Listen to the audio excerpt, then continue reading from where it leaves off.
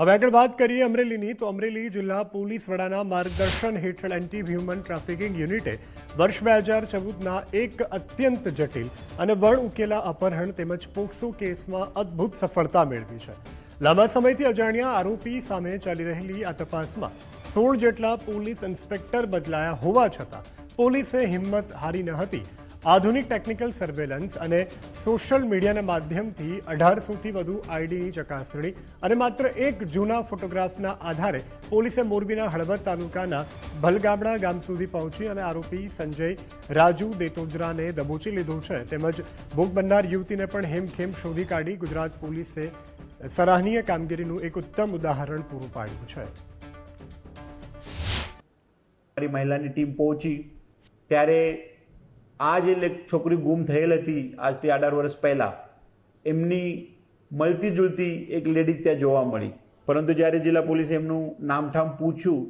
ત્યારે એમનું નામ જુદું આપ્યું। પરંતુ જિલ્લા પોલીસને થોડી શંકા હતી જ, જેથી જિલ્લા પોલીસે પોલીસી રીતે થોડુંક આઈડિયા કરીને જ્યારે આ બેનને પૂછ્યું કે તમારું પિયરનું નામ શું છે, તમને જે અત્યારે બેનિફિટ મળવાના છે એ પિયરમાં તમે કદાચ રજિસ્ટ્રેશન કરેલું હોય તો તમને અહીંયા નહીં મળે। એટલે એ બેને પોતાનું પિયરનું નામ જ્યારે બતાવ્યો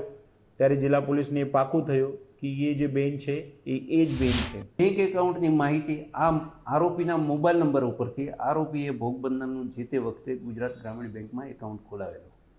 અને એ એકાઉન્ટ ખોલાવતી વખતે ભોગ બનનારનો જે તે વખતનો ફોટો આપેલો, ગુમ થયેલા ત્યારનો એના નજીકના સમયગાળામાં પડાવેલો ફોટો આપેલો। એ આધારે